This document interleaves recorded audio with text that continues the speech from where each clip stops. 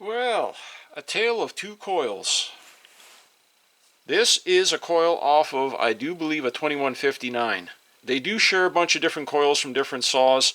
I was always told that the coils off of the 365s, 371s, 372s were different from the 2152s, 53s, 2156s, 59s, 357, 359. You get the idea, that whole family of saws.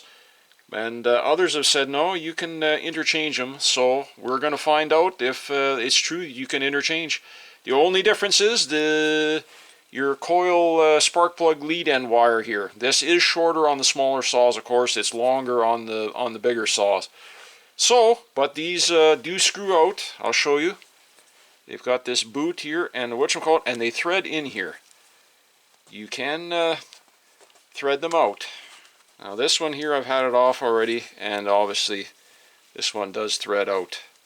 The other one seems to be stuck in there pretty good. So, but we'll get this one out of here. If not, I've got some other wrecked saws. I can go pull one off, but this does not want to come, and I don't want to break this coil because it is a good coil, I know. Oh, there it is, it's going now. This one was really stuck in there. Yeah. We're good. We're going to go ahead and swap in this other one here, the longer lead end. Yeah, direct bolt up. See if it's going to run proper on this coil or not. That'll be the big question. All you're going to want to know, is it going to run? I want to know, is it going to run? Oh, I'm sure we'll get it figured out. Now, if you recall, I was having problems on my 362 XP Special. Somebody had put a limited coil on there from a newer saw. Had a completely different part number than what was actually supposed to be for that year range of saw. I went ahead and found a good used coil off another wreck 362. Put it on that saw, and as you all know, I did a couple of videos on both repairing it and running the saw after, and it was running just fine with. Actually runs extremely well compared to that other blue limited coil that was also had some sort of a weird four-stroking issue where it was not running right at all at half RPM. And this one was running good, and like I say, now it started where it's acting stupid, where it just doesn't want to run proper at all. So obviously there's an issue there with that. With this coil too, and it seems to be some sort of a reoccurring theme. And if I remember right, I think that coil was also for a 2005 production year coil. So maybe there's something to say that those coils, there was something wrong with them in those years. I don't know, but that seems to be kind of a wash, rinse, repeat type of thing that I'm running into here with those limited coils on these saws for that year range for some odd reason. Before I get too far along, I'm going to get my spark plug boot and wire routed through here like it's supposed to be again. There. Oh, come on.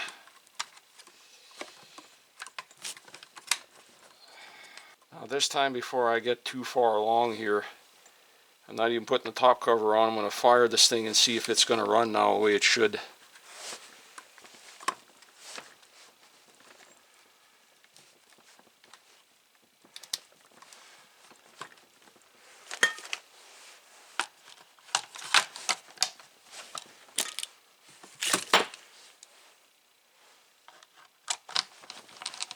Get these three main screws in, and I'm not going to hook up that chain brake bolt there just yet until I get to make sure that it's actually going to run like it should for at least a few minutes anyway. It's not going to hurt nothing. I'm not going to go cutting with it, but once it's proven that it's not going to fart around and stall out and run at half ignition cycle or whatever it's doing there.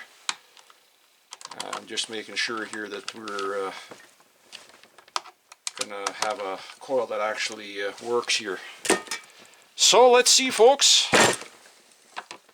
Did Stu figure this out, or is it still going to perplex me?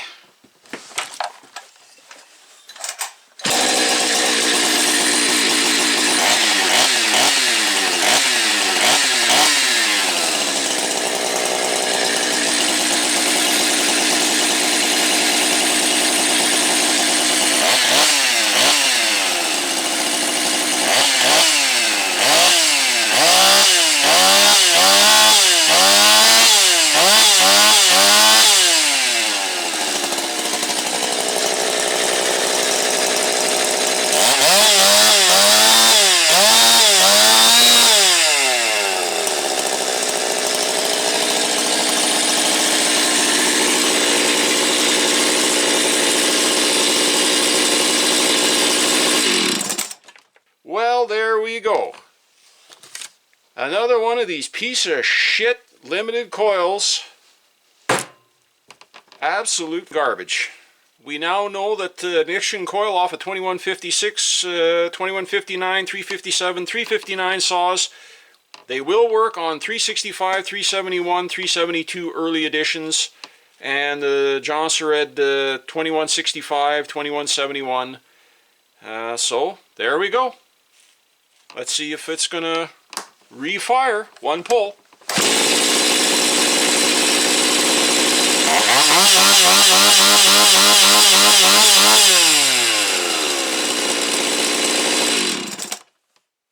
Well, son of a biscuit. There we go.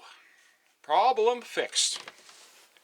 Took it outside and literally just fired it up a couple times, shut it off, let it run for about 10 minutes on the ground.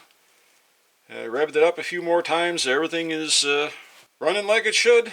Next time you see this saw, I'll have it back in the wood once again, and we'll be bucking up a bunch more firewood. I got a whole bunch of work to do this spring here, so pushes on here to get the last of a whole bunch of firewood done. I don't know if I'm going to get done. I got lots to go, but no big deal. I got lots of saws to choose from. Whatever I want to run, I can cut firewood till I can cut fire till I'm blue in the face. That's not an issue there.